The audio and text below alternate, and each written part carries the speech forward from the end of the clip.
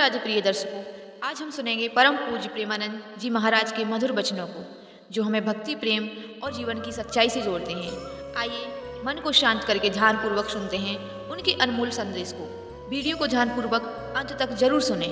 तो चलिए शुरू करते हैं।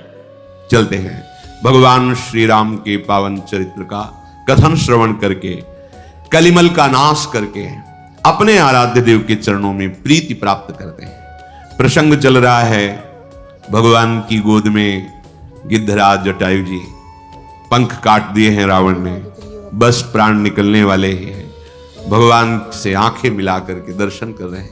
भगवान की गोद में जटायु जी भगवान के श्रीमुख का दर्शन कर भगवान ने कहा कि तुम्हारे शरीर को मैं अभी स्वस्थ कर देता हूं, दीर्घायु कर देता हूं। उनका प्रभु अब नहीं, अब नहीं।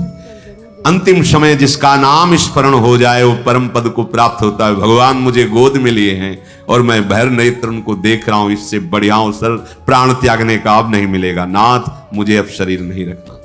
उसी समय प्राण निकले और श्याम गात विशाल भुजचारी, गीध देह तज धरि हरि रूपा, भूषण बहुपट पीत अनूपा, श्याम गात विशाल भुजचारी। जो भगवान के दिव्य पार्षदों का स्वरूप होता है हरि रूप, तत्काल गिद्धराज जटायु जी को वही हरि पार्षद रूप प्राप्त हुआ। भगवान की स्तुति की, भगवान ने अविरल भक्ति प्रदान की। अविरल भक्ति मांगी बर, गीध गयो हरिधाम, तेहि की क्रिया जथोचित, निज कर कीन्ही राम। अंत्येष्टि क्रिया भगवान श्री राम गिद्धराज जटायु के शरीर की कर रहे, दाह संस्कार आदि। कितना हो भाग्य, कितना हो भाग्य। जिनका नाम स्मरण करना परम मंगल का मूल है, वो भगवान की गोद में प्राण त्याग रहे हैं और भगवान उनकी अंत्येष्टि क्रिया कर रहे। ये सौभाग्य महाराज दशरथ जी को भी प्राप्त नहीं हुआ। भगवान की गोद में प्राण त्यागना और भगवान के कर कमल से अंत्येष्टि संस्कार होना। ऐसे हमारे कृपालु प्रभु श्री हरि हैं, पर इनको कहते हैं दीन बंधु। ये दीनों के अहंकार रहित होकर जो इनके चरणों का आश्रय लिए, उसे ही दीन कहते हैं। बिना किसी कारण के रीझ जाना इनका स्वभाव है। हम पे प्रभु रीझ गए, किसी गुण पे नहीं, किसी कारण से नहीं, अकारण अहेतु की। ओहो, कहां गीध अधम खग आमिष भोगी, और गति दीन्ही जो जाचत जोगी। कहां पक्षियों में ये मांसाहारी गिद्ध, और कहां ये दुर्लभ पद जो बड़े बड़े योगी जन याचना करते रहते हैं। सुनहु उमा ते लोग अभागी, हरि तजि होहि विषय अनुरागी। भगवान शंकर उमा जी से कहते हैं, हे उमा, वो लोग बड़े अभागी हैं जो ऐसे भगवान से विमुख होकर विषय चिंतन, विषय वार्ता, विषय भोगों में अपने इस मानव जीवन को नष्ट कर देते हैं। भगवान श्री राम लखन फिर सिया जी को खोजते हुए आगे बढ़े। बहुत सघन वन है, लताएं वृक्षों में आलिंगित हैं, खग मृग पशु पंछी झुंड के झुंड वहां विचर रहे हैं। श्री राम जी उसी रास्ते से जा रहे थे, अचानक एक राक्षस आ गया जिसका नाम कबंध था। भगवान ने सारंग धनुष से छूटे हुए अमोघ बाण से उसे परम गति प्रदान की। जो ही उसके बाण हृदय में लगा, वो अपना असुर रूप त्याग करके दिव्य रूप धारण कर लिया और भगवान से कहा कि ये शापवश मुझे शरीर मिला था, मैंने दुर्वासा जी का उपहास किया। संतों का कभी उपहास नहीं करना चाहिए। हम उनकी चेष्टाएं देख करके नहीं समझ सकते हैं। जो वास्तविक भगवत मार्ग के पथिक हैं, कभी उनका उपहास नहीं करना चाहिए। ये बता रहा है कबंध कि मैंने दुर्वासा जी का उपहास किया, इसलिए मुझे ये असुर भाव प्राप्त हुआ। आज प्रभु के बाण स्पर्श से मेरे सारे पाप नष्ट हो गए। भगवान ने कहा, सुनो, जो ब्रह्म ऋषियों से द्रोह करता है वो मुझे कभी अच्छा नहीं लगता है। मन वचन कर्म छोड़ करके जो संत जन हैं, भगवत प्रेमी महात्मा जन हैं, ब्रह्म ऋषि जन हैं, इनकी जो दासता करता है, सेवा स्वीकार करता है, वो ब्रह्मा शिव और मुझे समस्त देवताओं सहित अधीन कर लेता है।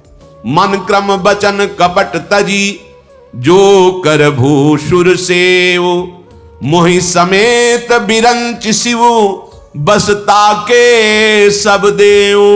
भगवान के प्रेमीजन, भक्तजन, ब्रह्म ऋषिजन, इनकी जो सेवा करता है, दासता स्वीकार करता है, तो भगवान कहते हैं मुझ समेत ब्रह्मा जी, शंकर जी और समस्त देवता उसके अधीन हो जाते हैं। भगवान ने अपने भागवत धर्म को उसको समझाया। भगवान के चरणों में उसने साष्टांग प्रणाम किया और भगवान की कृपा से वो अपने स्वरूप को प्राप्त हुआ। श्री भगवान इसके बाद आगे बढ़े तो ऋषियों से पूछते हैं, यहां कहीं सबरी माता का आश्रम है? हमने सुना है यहां कहीं सबरी जी रह रही। सबरी माता बड़ी महाभागवत, इनके प्रसंग को भक्तमाल जी में वर्णन किया कि ये जब ब्याह के योग्य हुई तो चूंकि सबर जाति से प्रकट हुई इसलिए इनको संबोधन में सबरी कहा गया। इनका ब्याह जब तय हुआ, ब्याह के उत्सव की तिथि आई तो सैकड़ों हजारों की संख्या में वन्य पशु लाए गए थे वध करने के लिए, क्योंकि स्वागत वन में रहने वाले इन लोग मांस का ही, खरगोश, हिरन, कुछ बड़े बड़े पक्षी आदि ऐसे सब बंधे हुए थे। सबरी जी ने पूछा घर वालों से कि ये इनका वध करके इनके मांस से स्वागत करेंगे बारातियों का। बहुत रोना आया सबरी जी को। मेरे ब्याह के कारण हजारों पशुओं की, पक्षियों की हत्या होगी, मतलब मैं इसका कारण बनूंगी। शाम हुई, जब रात्रि हुई तो उन सब पशुओं को मुक्त कर दिया, दुलार कर, जाओ, जीवन में मैं कभी ब्याह ही नहीं करूंगी। अगर मेरे ब्याह के समय इतने पशुओं की हत्या होगी, पक्षियों की, मैं जीवन में कभी ब्याह नहीं करूंगी। सब पशु पक्षियों को छोड़ दिया।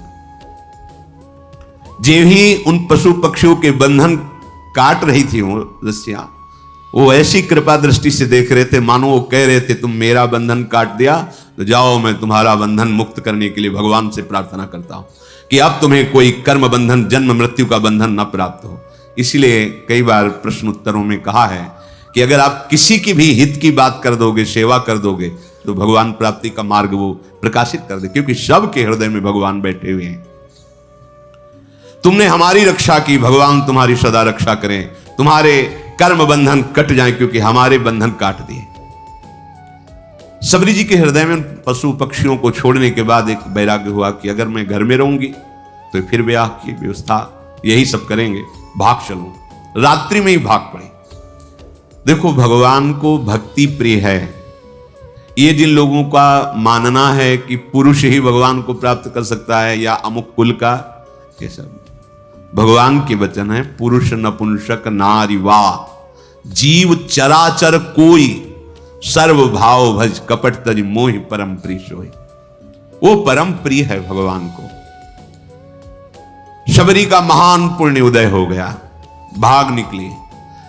बड़ा भाग्यशाली वही है जो संसार से भाग पड़े भगवान की तरफ, और बड़ा अभागी वो है जो अभी भगवान शिव ने उमा से कहा, सुनो उमाते लोग अभागी। वो कौन? जो हरितज होए विषय, जो भगवान के मार्ग को मिलने पर भी भगवान का मार्ग छोड़कर विषय की तरफ जाते हैं। धिक्कार है उनके जीवन को। सबरी जी विचार किया किसी भी गांव में जाएंगी तो पकड़ी जाएंगी और ये लीला फिर होगी, इसलिए वन में चलती हैं। और एकांत वन में रहने का अभ्यास था ही, तो वन में रहती नाम सबरी कहत सब, चाहत टहल साधु तन न्यूनताई है। रजनी के शेष ऋषि आश्रम प्रवेश करी, लकरीन बोझ धरि आवे मन भाई है। निहाई बे को मग झारी, कांकरनी बीनी डारी, बेगी उठी जाई ने को देत ना लखाई है। उठत सवारे कहे कौन धो बुहारी गयो, भयो हिये सोच को बड़ो सुखदाई है। सबरी जी भागकर इसी वन में आए। अब यहां विचार किया कि वन में भगवान की अगर भजन वृत्ति प्राप्त करनी है तो संतों की कृपा होनी चाहिए, और एक तो स्त्री शरीर, फिर जंगली वास रहा है, सबर कुल में जन्म हुआ है, भला मुझ भीलनी को कौन स्वीकार करेगा। और बिना संत सेवा के भगवंत कृपा होती नहीं, तो छुप के संत सेवा करें। ये महामहिम बात। वो हृदय में दैन्यता थी कि मैं अधम शरीर है, कोई संत सेवा स्वीकार करेगा नहीं, और सेवा किए बिना भगवत कृपा मिलती नहीं है। इसलिए वो रात के आखिरी पहर में उठते हैं। और देखा कि सेवा के लिए जब ऋषि हवन करते हैं तो उनको लकड़ियों की आवश्यकता होती है, रसोई अमनिया करते हैं तो लकड़ियों की। तो दिन में लकड़ियां चुपचाप जंगल से बिनती और रात में छोटे छोटे गट्ठर करके ऋषियों के आश्रम में रख आती, और जहां से ऋषि सरोवर में आकर स्नान करते वो मार्ग सोहनी लगा देती, कंकड़ कांटे आदि बीन कर अलग कर देती। अब सब ऋषियों को लगा कोई संतों को सुख देने वाला कौन है जो ऐसी सेवा करता है। प्रातः काल सरोवर में आने जाने वाले को एकदम स्वच्छ मार्ग, एकदम कौन है ऐसा करता है। सब ऋषि प्रातः काल जब स्नान करने जाते तो सोचते, पर वो तो रात्रि में सेवा करके चली जाती एकांत में। ये कौन ऐसा है जो बड़ा भारी सुख प्रदान कर रहा है। देखो, भगवान की कृपा से सेवा में रुचि होती है, सेवा से भगवान अधीन हो जाते हैं। जिनको ये भ्रम है कि सेवा से समय बर्बाद होता है, वो आगे चल के देख लेना। जब आपका भजन परिपक्व होगा तो सेवा में रुचि जागृत हो जाएगी। अगर सेवा में रुचि जागृत नहीं हुई तो भजन अधूरा है, भजन में अभी त्रुटि है। जब आपका जीवन सेवामय हो जाए, जो भी सामने आवे भगवत भाव से सेवा, ये शरीर किस काम में आएगा, किसी काम में। कुछ लोग तो इस शरीर को इतना दुलार करते हैं कि अगर मतलब ऐसी भगवान की कृपा हो जाए कि उनके मुख में पवा दिया जाए और बस वो वहीं आचमन करके लेट जाएं, बस इतना, हिलने की भी जरूरत ना पड़े, तो भगवान की बड़ी कृपा। किसी काम में नहीं आने वाला, किसी काम में नहीं आने वाला, केवल सेवा करके अपने सारे अशुभों को भस्म करो और निरंतर नाम जप करके चिदानंद देह प्राप्त कर भगवान की सेवा में, नित्य सेवा में सम्मिलित हो जाओ। सेवा मिलना बहुत दुर्लभ बात होती है। सेवा मिल जाए, गुरुदेव भगवान के श्रीमुख के वचन, श्री जी जब बहुत कृपा करती है तब सेवा प्रदान करती है। प्राप्त सेवा की अवहेलना करने वाले का भगवत मार्ग रुक जाता है। महाप्रभु हरिवंश चंद्र जो अपने पीतांबर में लकड़ी बिन रहे हैं, श्री जी की सेवा, अपने कर कमल से रसोई अमनिया कर रहे हैं, श्री जी को भोग लगा। तभी नाहरमल जिसे कहा था, संतों की विशिष्ट कृपा से प्राप्त हुई श्री जी की सेवा को तुम धीमर से कराना चाहते हो, रजोगुणी हो, रजोगुण भाव लेकर वृंदावन आते हो, जाओ मैं तुम्हारा त्याग करता हूं। ये बहुत भाग्य की बात। सबरी जी को उन जीवों पर दया करने का, उनको सुख पहुंचाने का ये भाव कितना महान बना दिया कि उनके हृदय में बात आई कि कैसे भगवान को रिझाएं। तो अंदर से आया कि संतों की सेवा से भगवान रिझते हैं। जब कभी देखो, भगवान को कोई रिझाने का बहुत से मार्ग हैं, लेकिन ऐसे रिझ जाए कि नौकर बन के घर में आ जाए, ये तो केवल संत सेवा का प्रभाव था। त्रिलोचन जी के यहाँ भगवान अंतर्यामी नौकर नाम से आए, मेरा नाम अंतर्यामी है, ऐसा नौकर बन करके आए। जगह जगह संत। अगर हमारे हृदय में एक बात बैठ जाए कि भगवान रीझ जाते हैं, तो सामने वास्तविक वो कुछ भी हमसे मतलब नहीं, उसके हृदय में तो भगवान है ना। हमें जो सेवा मिली, सेवा किया, बिल्कुल दोष नहीं किया और बाहर हो गए, तो वो सेवा में भगवत प्राप्ति करा देगी। हमको अंदर बैठे हुए भगवान, मंदिर कैसा बना है, कैसा ये सब, हाँ इस मंदिर में भगवान बैठे, इसलिए प्रथम सीढ़ी में हम दंडवत शुरू कर देते हैं। जब मंदिर, ऐसी भावना हम करें। जब हमें किसी की सेवा करनी, पशु पक्षी मनुष्य किसी की भी, या संत सेवा, तो हमको केवल एक बात ध्यान रखनी, इसके हृदय में भगवान बैठे, बस। हमको उसके गुण दोष कुछ नहीं देखने, सेवा की और उसका दिव्य फल हमको प्राप्त होगा।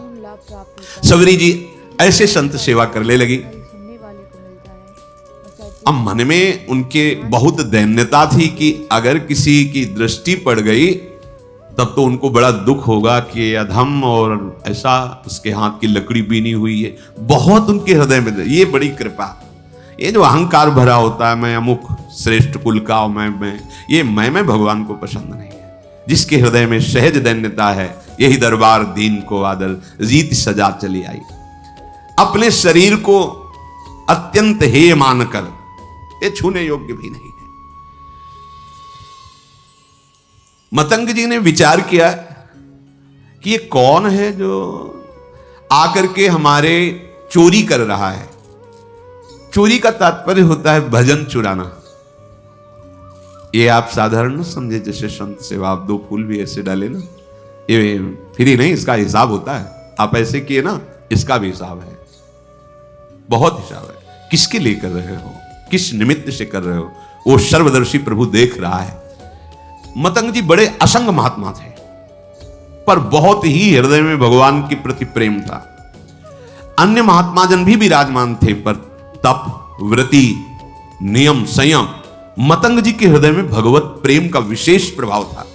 तो बड़े ई असंग ते मतंग रस रंग भरे, धरे देखी बोझ कहो कौन चोर आयो है, करे नित चोरी अहो गहो वाही एक दिन, बिना पाए प्रीतिवा की मन भरमायो है, बैठी निस चौकी देत शिष्य सब सावधान, आई गई गही लई कापे तनु नायो है, देखत ही ऋषि जलधारा बही नैनन ते, बैनन सो कहो जात कहा क छुपायो है। मतंग ऋषि जी के मन में एक दिन बहुत दृढ़ निश्चय हुआ, ये कौन चोर है जो सेवा करके भी छुप जाता है, और हम सब ऋषियों का भजन आनंद, क्योंकि कोई भी सेवा करता है वो तुम्हारे भजन को लेता है, फिर ही नहीं है, बात समझना। ऐसा ना समझो कि आप जो पहन रहे, खा रहे, पी रहे, देख रहे, सुन रहे, सारा हिसाब है, इसलिए विरक्त को रात दिन भजन करना है। हम जिसकी रोटी खाते हैं उसको भी भजन देते हैं, जो प्रणाम करता है उसको भी भजन देना है, और वैसे ही सबका सर्व मंगल करने का स्वरूप होता है संत महापुरुषों का। मतंग ऋषि बड़े ही मतंग थे प्रभु के अनुराग में, परम विरक्त, भक्ति रसानंद से परिपूर्ण।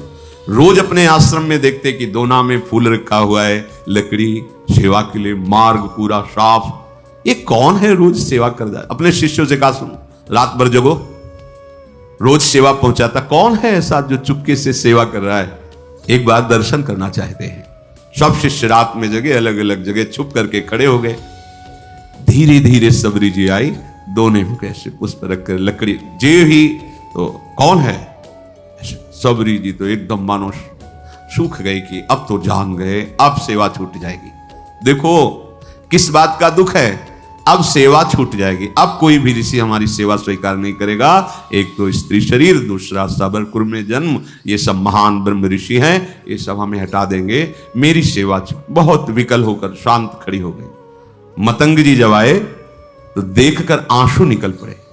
खान पान की कोई व्यवस्था नहीं, झाड़ियों में छुप के रहती संत सेवा, आंसू निकल पड़े। ये बड़ी बात है, देखत ही ऋषि जलधारा बही नैन, ऐसी सेवा में भावना। यहां सेवा करके अहंकार पूर्वक कोशिश करते हैं अपने लोग की अपनी बात, ये सब कोई जाने कि मैं सेवा करता हूं। सबरी जी की कैसी सेवा? जान गए तो सब कुछ गई कि शायद अब सेवा छूट जाए। आंसू की धारा बहने लगी और कहा, बेटा ऐसे सेवा करते हो, कहां रहते हो? उन्होंने कहा, प्रभु झाड़ियों में छुप के रहते हैं। पूरी कथा बताई भाग। अच्छा अब तुम निश्चिंत हो जाओ। सबरी जी से कहा, अब तुम निश्चिंत हो जाओ, तुम्हें अब कोई चिंता नहीं करनी चाहिए। भगवत भक्ति का प्रभाव ऐसा है कि वो न जाति देखती है न शरीर देखती है। तुम स्त्री शरीर हो कि पुरुष शरीर हो, किस जाति को, किस कुल के हो, ये भक्ति महारानी जिसके हृदय में आ जाती है, भगवान उसके अधीन हो जाते हैं। सबरी जी को मतंग ऋषि ने ऐसे वचन के द्वारा साहस बना और शिष्यों से कहा कि तुम जानते हो ये कितनी पवित्र है। ओहो, बहुत बड़ी बात। भक्ति को प्रताप ऋषि जानत, निपटनी के केऊ कोट विप्रताई आपे वार डारिये। मतंग जी ने कहा कि आज के बाद तुम्हें छुप के रहने की जरूरत नहीं। आश्रम में ही एक पर्णकुटी सबरी, इसमें तुम विराजमान हो। और कहा कि आज तुम्हें हम मंत्र दीक्षा और नाम दीक्षा दोनों प्रदान करेंगे। मांगा नहीं, सच्चे शिष्य को मांगने की जरूरत नहीं होती, अपने आप गुरु विधान कर देते हैं। देखो वास करो इस कुटिया पे, और तुम्हें आज मैं मंत्र दीक्षा और नाम भी दिया, मंत्र भी प्रदान किया। ये जब पूरे वन में बात फैली कि स्त्री जाति और ऐसा और मंत्र दे दिया, और पास में कुटिया में तो सब विरोध मतंग जी का करने लगे कि ऐसी जाति की ऐसे नहीं करना चाहिए, ब्रह्म ऋषि हो ऐसा वैसा। मतंग जी की वो अवहेलनात्मक बातें, निंदात्मक बातें कर मतंग जी की प्रसन्न हुए कि जिसको अपने ब्राह्मणत्व का अभिमान है, तपस्या का अभिमान है, जितेंद्रियता का अभिमान है, भगवान को अच्छा नहीं लगता है। ये करना चाहिए पर अभिमान नहीं करना चाहिए। भगवान सबके हृदय में बैठे, स्त्री पुरुष की पोशाक है। हम सब भगवान के चिदानंद अंश है, ना कोई स्त्री है ना कोई पुरुष है, पोशाक है। हर शरीरधारी को भगवत प्राप्ति करने का अधिकार है। ये केवल स्कूल वाला ही भगवत प्राप्ति कर सकता, या ये पुरुष ही ऐसा नहीं, कोई भी, सबका अधिकार है भगवत प्राप्ति करने का। दिनों दिन शबरी का अनुराग गुरुदेव के चरणों में बढ़ रहा, क्योंकि कोई ने आश्रय नहीं दिया, कहीं कोई आश्रय देने वाला नहीं, सब जगह दूर दूर गुरुदेव ने नाम मंत्र, तो गुरुदेव के चरणों में अपार प्रेम शबरी जी का। एक दिन आकाशवाणी हुई मतंग जी के लिए कि आपने जो शबरी को स्वीकार किया, इससे भगवान बहुत प्रसन्न हुए हैं। भगवान की प्रसन्नता का हेतु है कि अभी विमान आने वाला है और आप सीधे भगवान के धाम को जाएंगे। उसी समय विमान उतरा। मतंग ऋषि भगवान के धाम जाने को उत्सुक है, भगवान का साक्षात्कार होगा, भगवान के समीप रहने को मिलेगा। शबरी जी रो पड़ी, गुरुदेव आपके सिवा तो इस वन में कोई मुझे नहीं चाहता, अगर आप चले गए तो भगवान हमारे तो प्राण ही चले गए। तो जो गुरुदेव ने बात कही बहुत जोर, गुरुदेव ने कहा आज तक मैंने तपस्या और मंत्र जाप, संयम नियम साधना, उन सब के प्रभाव से भगवान के धाम की प्राप्ति का अवसर है, लेकिन वो स्वयं धामी चलकर तुम्हारे यहां आएगा और तुम्हें दर्शन देगा। तुम चिंता मत करो बेटा, हम तो जा रहे हैं चलकर भगवान के धाम, लेकिन स्वयं धामी आएगा और यहां तुम्हें दर्शन देगा, निश्चिंत होकर के रहो। गुरुजी विमान पर बैठकर परम धाम गए, पर गुरु का वियोग असहनीय। कोई बड़े भाग्यशाली होते हैं जिनको संत या गुरुदेव से प्रेम होता है। कौन प्रेम कर रहा है? स्वार्थ का बावरा मन, ये तो भोगी पुरुषों से प्रेम करता है, योगी या संत महात्माओं से, गुरुजनों। कोई गुरु प्रेमी बिरला ही कोई होता है, बिरला ही। गुरु को वियोग ही दारुण ले शोक दियो, जियो नहीं जात तो राम आस लागी है। ऐसा गुरुदेव का वियोग कि अब जिया नहीं जा रहा। पर शबरी प्राण इसलिए नहीं त्याग रहे कि गुरुदेव ने कहा है भगवान स्वयं आएंगे और दर्शन देंगे, बस इस आशा से जीवन रख रहे हैं। अब इतनी शिथिलता थी कि जो नित्य सेवा वो छोड़ नहीं सकती थी। वियोग में शिथिलता के कारण जब ऋषि स्नान करने जा रहे थे, उसी समय वो सोहनी लगा रही थी। तो जो ऋषि स्नान करने जा रहे थे, कोई सोहनी से छिटक कर कंकड़ उनके चरणों में छू गया होगा, बहुत डांट। वैसे ही गुरु वियोग से दुखी थी। और ये बहुत बड़ा अपराध है, ये लोग जानते रहे जो अहंकार में होते हैं, मैं तपस्वी हूं, मैं इस कुल का हूं, मैं उस कुल का। अरे सब मायाकृत है। सच्चिदानंद प्रभु की भक्ति जो कर रहा है उसकी चरण रज लो, चरणामृत लो। भगवान के अनुरागी जनों के प्रति ऐसा अनुराग, ऐसी भक्ति, ये बहुत धोखा हो जाता है, बहुत धोखा हो जाता है। ये ऐसा भारी अपराध है कि सिर्फ भक्त से ही क्षमा हो सकता है, भगवान भी क्षमा नहीं कर सकते। अब वो पुनः स्नान करने जे भी गए तो उसमें कीड़े पड़ गए सरोवर के जल में। शबरी जी को इतना धिक्कारा, तुझे दिखाई नहीं दे रहा, मैं आ रहा हूं, मुझे तेरे झाड़ू से कंकड़ छू गया। शबरी जी तो भाग पड़ी, एकांत में जाकर रोने लगी। वैसे ही गुरु वियोग से दुखी थी, इसीलिए विलंब हो गया था, नहीं तो रात में ही वो सोनी लगाती थी। शबरी जी के हृदय को भारी दुख कि जो हमें वचनों के द्वारा समझाते थे, जो हमें चरणों का आश्रय, वो तो अंतर ध्यान अब यही है। ये महात्माओं को दुख पहुंचा, क्या करूं, गुरु ने आज्ञा की, नहीं तो अभी शरीर को छोड़ देती। वो बहुत, ये दुख भारी अपराध हो गया। जलसो रुधिर भयो नाना क्रम भरी गयो, नयो पायो सोच तो हूं जाने ना अभागी है। उनको क्या कहा? अभागी। और रुधिरवत रक्तवत हो गया जल, और कीड़े, दुर्गंध आने लगी जल से तत्काल। तो उन्होंने मन में सोचा कि शबरी के कंकण स्पर्श का प्रभाव देखो कितना, तो उसका प्रभाव कि जल भी अपवित्र होगा। जब बुद्धि उल्टी होती ना तो उल्टा ही चिंतन होता है। हृदय में शबरी जी गुरुदेव प्रदत्त नाम का मंत्र का जप कर रहे हैं। रोज तड़के उठकर मार्ग बुहारना और रोज पुष्प की पंखुड़ियां ऐसे पावड़े बिछाना, सुंदर निर्मल जल भर के रखना और सुंदर फल रखना कि गुरुदेव ने कहा भगवान आएंगे, पक्का भगवान आएंगे। लावे बन बेर लागी राम की अवसेर भल, चाखे धरी राखे फिर मीठे उन जोग हैं। मार्गो में जाई रहे लोचन बिछाई कभू, आवे रघुराई दृग पावे निज भोग है।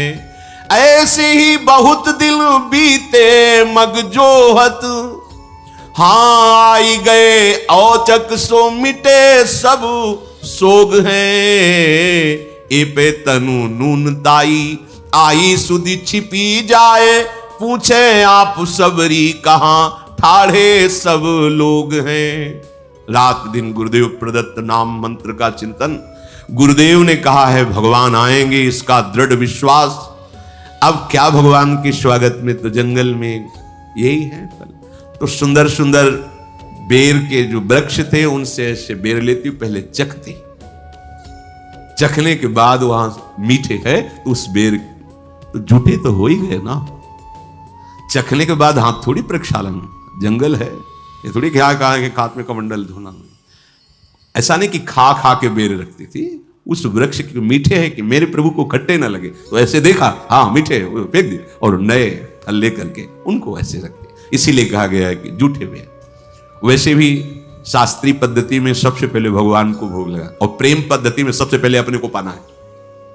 जो हम भोग लगाएं पहले उसको एक दोने में अलग करके निकाला और चखा, हाँ दाल ठीक है, हाँ ठीक, रोटी सब्जी वो देख लिया सब, खीर में हाँ चीनी ठीक, ये ठीक है, हाथ धोया, आचमन किया, फिर वो अपनी श्री जी को भोग लगा। पहले हमें देखना है हम जो फल लगा रहे हैं, भोग जो वस्तु लगा रहे हैं, हमारी श्री जी की योग्य है कि नहीं है। ये हमारी उपासना प्रेम की। और सिद्धांत की उपासना पहले प्रभु को भोग लगा। आप पहले तो भोग लगाने लायक नहीं, लेकिन ये प्रेम है, उल्टा मार्ग है यहाँ। ये ज्ञान हमें नहीं था। ऐसा हो ही नहीं सकता कि प्रभु के लिए थाल सजा रहे पहले उससे ले, ऐसा कैसे? कोई पूछता तो उत्तर नहीं। ये तो इसी प्रेम नगरी का एक है, जिसके भी हृदय में जहां भी प्रेम, ये प्रेम का प्रभाव और स्वभाव है। मानसी गंगा में दंडोती परिक्रमा जब गुरुदेव के साथ लग रही थी गिरिराज महाराज की, तो मानसी गंगा में तो वहां एक सहतूत बेच रहा था, सहतूत तो श्री जी को भोग लगाने के लिए प्रक्षालन किया, बीन बीन के सही रखे। महाराज जी ने कहा थोड़े लो और पाओ, बताओ कैसे। हमको महाराज जी पहले श्री जी को भोग। बोले हमारे यहाँ पहले श्री जी नहीं, पहले तुम पा के बताओ कैसे, खट्टे अधिक खट्टे तो नहीं। और देख लो महाराज। बोले जब हम कह रहे थे तुम पावला, हिम्मत नहीं पड़ रही थी श्री जी के पवा के बिना के पाया, कहा मीठे। बोले जब हाथ धो आचमन करो, अब भोग लगाओ। उस दिन से समझ में आया कि हमारी लाडली जी को पहले हम चखेंगे फिर भोग लगाएंगे कि वो ठीक है कि नहीं है। बहुत अधिक नमक तो नहीं हो गया था सब्जी दाल में, जिसमें कैसा है ये हम देखेंगे, तब हमारी लाडली जी पाएंगे। ये प्रेम का। तो शबरी जी भी ऐसे, ये बेर पेड़ का कहीं खट्टा तो नहीं है, बाकट तो नहीं है, तो उससे पहले चखती और फिर वो बेर दोने में लेके फिर प्रभु के रोज बस पावड़े बिछाए, फल रखे और बैठ गई। सुबह से शाम प्रभु आएंगे।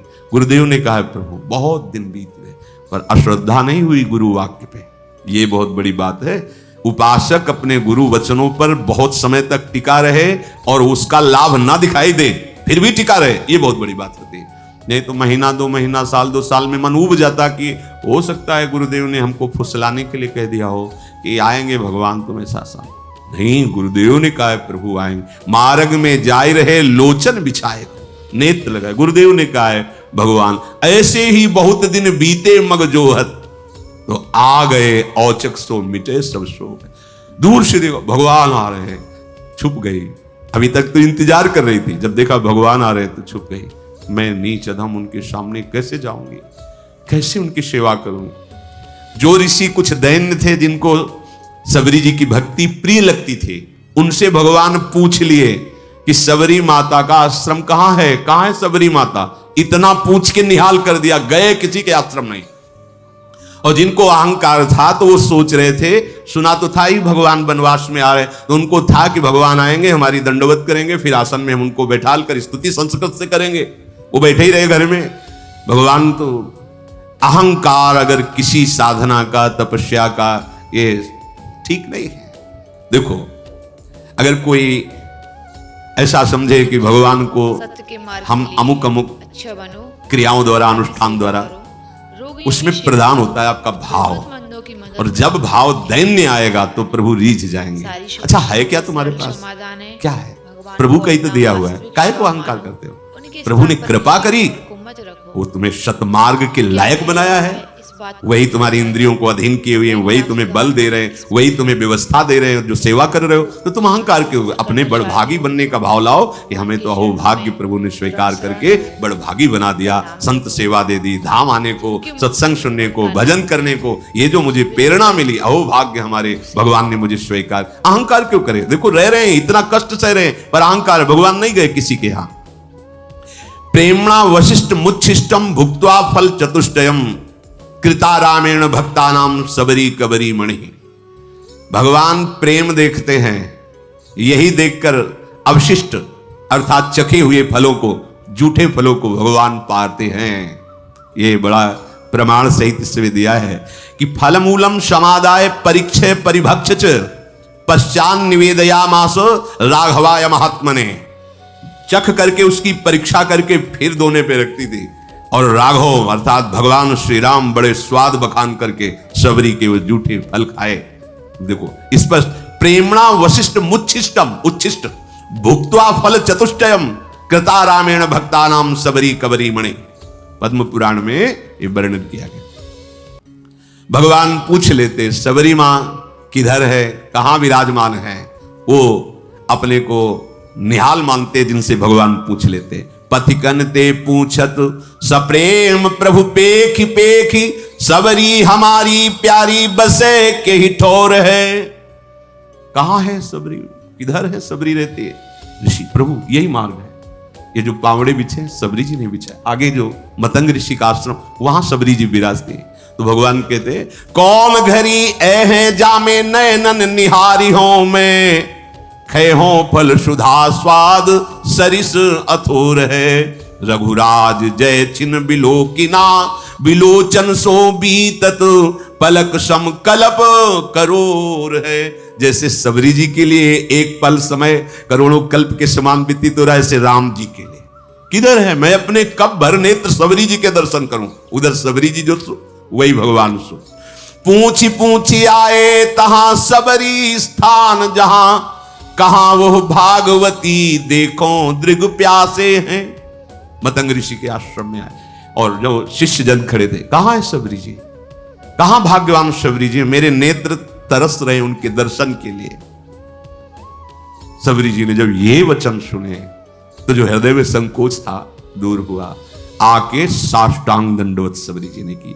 आई गई आश्रम में जान के पधारे आप दूर ही ते साष्टांग करी चक भासे हैं। रवकी उठाए लई बिथा तन दूर गई नई नीर झरी नैन परे प्रेम पासे हैं। बैठे सुख पाई फल खाई के सराहें। अंगूर नहीं है, बेर है। बैठे सुख पाई फल खाई के सराहें वे कहो कहा कहो मेरे मग दुख नासे हैं। कहां है सबरी जी? मेरे नेत्र उनके दर्शन के लिए प्यासे हैं। जब सबरी जी ने सुना अब नहीं रुक पाई, बाहर निकली दूर से, हे शरणागत वत्स। दूर से देखा प्रभु साष्टांग सबरी प्रणाम कर रहे, दौड़ पड़े। रघुनाथ जी ने जैसे माता को हृदय से लगाया जाता है, ऐसे सबरी मां को अपने नेत्रों से अश्रु से सबरी को हमारे भगवान का स्वभाव जो जान गया। तो भगवान शिव कहते हैं उमा राम स्वभाव जही जाना ताय भजन तज भावना। करुणा समुद्र है। ये आप खुद भजन करोगे तब आपको पता चले। आपका हृदय जब थोड़ा सा भी प्रभु से अपनापन करेगा तो आप खुद समझ पाओगे प्रभु के सिवा कोई ऐसा प्यार करने वाला त्रिभुवन में नहीं है। भगवान ने सबरी जी का हाथ पकड़कर अपने समीप बैठा ला। ये प्यार, वो ऋषि कंकड़ छू गया तो कितना कड़ुआ बोल रहे हैं, ए नीच, ये ऐसा। भगवान हृदय से लगाकर आंसुओं से अभिषिक्त करके अपने समीप सबरी जी को बैठा ला। सबरी जी को स्मरण आया कि जो प्रातः ही फल रखे थे प्रभु के लिए, दौड़ के गई, फल लाई। भगवान, वाह, मेरा वनवास का सारा कष्ट दूर हो गया तुम्हारे फल पाके। बड़ाई कर रहे भगवान ने कभी 56 भोग की बड़ाई नहीं की, कहीं भी ऐसा नहीं। देखो सुदामा जी के जब तंदुल पा रहे हैं ना, तो रोमांच हो रहा है भगवान को। तंदुल चावल नहीं, चावल को पछोरने से जो टुकड़े निकलते हैं, कोई उधार भी नहीं देता था। एक को दया आ गई तो उसने टुकड़े दे दिए जो घर में बनाने में डांट लगती। चावल तो दिए नहीं, टूटे हुए टुकड़े, वो भी पुरानी कपड़े की पोटली ऐसे दबाए हुए। भगवान के जब रुक्मिणी जी के पलंग पे बैठे हैं सुदामा जी, रुक्मिणी जी के पास, जिस पलंग की डेवरी को ब्रह्मा शंकर आदि केवल नमन करते हैं, स्पर्श करना दूर, भगवान का निज महल और महापटरानी, महाविभूति स्वरूप, महालक्ष्मी स्वरूप रुक्मिणी जी के पलंग पर बैठा ले हैं सुदामा जी को। और भगवान ये वैभव देखकर उनको लगा कि आगे भगवान ने कहा कि सुना है आपका ब्याह भी हो गया। हाँ, भाभी ने कुछ दिया है, याद है आपको वो गुरुकुल वाली बात? सब याद है हमें, याद। तो फिर भाभी ने कुछ दिया है। अब कैसे इतना वैभव फटे कपड़े में वो तंदुल कैसे निकाल के दें, कैसे निकाल? भगवान का इतनी अच्छी चीज रखे हो फिर भी तो फटा कपड़ा उससे निकाल। भगवान रुक्मिणी जी देख रही, अरे उस तंदुल को भगवान के रोमांच हो रहा पाते हैं। या मित्र, आज तक ऐसा स्वादिष्ट पदार्थ हमने नहीं। क्या स्वाद है तंदुल? विदुरानी जी के केले के छिलके में क्या स्वाद है? अगर कोई समझता है कि भगवान को अच्छा अच्छा भोग लगाएंगे, हम पटा लेंगे, कैसे हमारे प्रभु, देखो जरा फल बेर, वैसे ही बेर कोई बहुत, उस बेर को पा पाकर कह रहे कि आज हमारे वनवास का श्रम दूर हो गया। कितने सुंदर स्वादिष्ट अमृतमय फल भगवान बड़ाई कर रहे हैं सबरी के द्वारा दिए। इसीलिए हमारे प्रभु पत्रम पुष्पम फलम तोयम ये में भक्त्या प्रक्षति। अगर भाव से भरकर एक चुल्लू जल, एक पत्र, एक पुष्प, एक कोई फल, बस इतने में ही मेरे ठाकुर बिक जाते हैं। बहुत प्रेमी हैं। प्रशंसा कर रहे हैं प्रभु शबरी जी की। अब जब ऋषियों ने सुना कि आश्रम आने की तो बात जाने दो, इस गली में भी प्रभु नहीं आए, तब सबको लगा अंदर कि हमें लगता है कोई हम लोगों में तपस्या में त्रुटि हो गई क्या, क्योंकि सब तपस्या का फल तो भगवान है और भगवान आए ही नहीं हमारे घरों में। तो हमें चल के लोचन लाभ तो ले लेना चाहिए, भगवान के चरणों में प्रणाम करना चाहिए। सब ऋषि जो थोड़ा सा अपने में ब्रह्मणत्व, तपस्या, जितेंद्रियता आदि आदि मानते थे, उनको आना पड़ा। वो प्रभु के समीप आए, अब भी बुद्धि काम नहीं कर रही। प्रमाण मिल चुका है कि शबरी जी कितनी पावन है। उनके मन में आता है कि बड़ी समस्या पैदा हो गई है। अगर उस सरोवर का जल भगवान अपने श्री चरणों से स्पर्श कर दे तो निर्मल हो जाएगा और हम लोगों के प्रयोग में आ जाएगा, क्योंकि शबरी की अपवित्रता के कारण वो दूषित हो गया था। वो लोग भगवान को प्रणाम किए और भगवान बैठे हुए तो निवेदन किया, करत हैं सोच सब ऋषि बैठे आश्रम में, जल को बिगाड़ सो सुधार कैसे कीजिए, आवत सुने हैं बनपथ रघुनाथ, कहूं आवे जब कहें आको भेद कह दीजिए, इतने ही मांझ सुनी सबरी के बिराजे आनी, तू गयो अभिमान चलो पग गही लीजिए, आए खुनसाए कही नीर को उपाय कहो, गहो पग भीलनी के छुए स्वच्छ भीजिए। वो सब ऋषि लोग अभिमान त्याग कर भगवान के पास आए और भगवान से कहा कि प्रभु इस सरोवर का जल जो है नीच जनों के द्वारा छूने से कीड़े पड़ गए, अपवित्र हो गया, तो हम ब्रह्म ऋषियों की सेवा में नहीं है, आप अपने श्री चरण। तो भगवान ने कहा नहीं, हम तो आप ऋषियों के चरण सेवक हैं, आप देखो अपना चरणामृत डाल करके, क्योंकि आप तपस्वी जितेंद्री ब्रह्म ऋषि हैं, हम तो आपके सेवक हैं, आप डाल के देखो। उनको लगा कि एक बार भगवान कह रहे थे, डाले जाके तो और दुर्गंध पैदा हो गई। आए बोले प्रभु ठीक तो हुआ नहीं, तो बोले हमारे चरण से तो ठीक होगा ही नहीं। तो कहा नहीं प्रभु आपके चरणों का प्रताप तो है ही है, क्योंकि शिला छू गई तो अहिल्या के रूप में प्रकट हो गई, तो पानी तो बोले सही मानो, अगर हम चरण रख देंगे तो और बड़े बड़े कीड़े हो जाएंगे।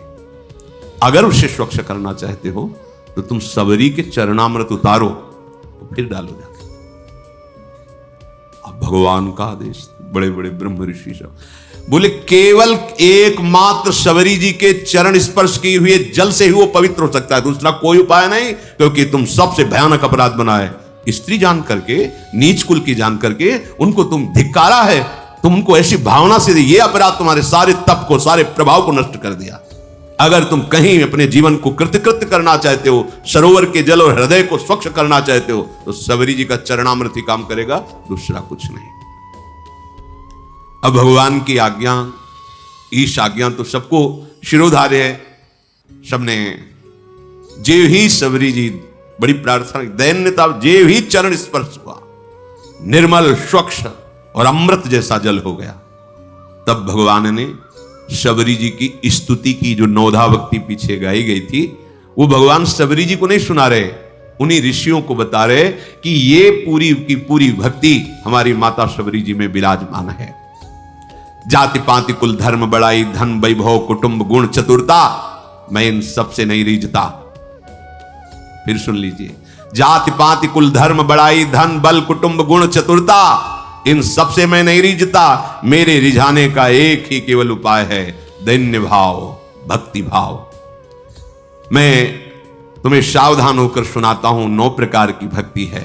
पहली भक्ति है संतों का संग करना, दूसरी भक्ति है मेरी लीला कथा प्रसंग सुनने में रुचि होना, तीसरी भक्ति है अभिमान रहित होकर गुरु के चरण कमलों की सेवा करना, चौथी भक्ति है कपट का त्याग करके मेरे गुणों का गान करना, मेरे मंत्र का जाप और दृढ़ विश्वास मुझ पर हो जाना, ये 5वीं भक्ति है।